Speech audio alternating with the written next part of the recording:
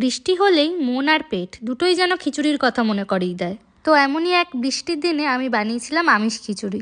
Normally ছোটোবেলার থেকে আমরা মুগ ডালের আর গোবিন্দভোগ চালের খিচুড়ি খেয়ে আসছি, কিন্তু কদিন আগেই ফেসবুকে একটা ভিডিও দেখি, সেটা হচ্ছে আমিষ খিচুড়ি বানানোর রেসিপি। তো মনস্থির করে নিই যে ওইভাবেই আজকে খিচুড়িটা বানাবো। তো এই খিচুড়িতে কিন্তু পেঁয়াজ রসুন সব কিছু ইউজ করেছে, আর মুগ ডালের বদলে মুসুরির ডাল দিয়ে পুরো খিচুড়িটা বানিয়েছি। চাল আর ডালটা যাতে ভালোভাবে সিদ্ধ হয়ে যায় তাই ওটা আগেই বসিয়ে দিয়েছিলাম, আর ওর মধ্যে একে একে ভাজা করা আলু গাজর বিনস সব কিছু দিয়ে দিয়েছিলাম। আর অন্যদিকে অন্য একটা ফ্রাইং প্যানে আমি মশলাটা কষিয়ে নিচ্ছি। এখানে আমি ফোড়ন হিসাবে দিয়েছিলাম গোটা গরম মশলা, জিরে আর শুকনো লঙ্কা। তারপরে একে একে পেঁয়াজ কুচি, আদা কুচি, রসুন কুচি, কাঁচা লঙ্কা এবং কাঁচা টমেটো আমি ভালো করে কষিয়ে তার মধ্যে কিছু গুঁড়ো মশলা দিয়েছিলাম, জিরের গুঁড়ো, ধনে গুঁড়ো, লঙ্কা গুঁড়ো, কাশ্মীরি লঙ্কার গুঁড়ো। তারপরে এই কষানো মশলাটা খিচুড়ির সাথে ভালো করে মিশিয়ে সবার লাস্টে অ্যাড করেছিলাম চিনি। আর খিচুড়ির সাথে গরম গরম বেগুনি না হলে কি ভালো লাগে বলো?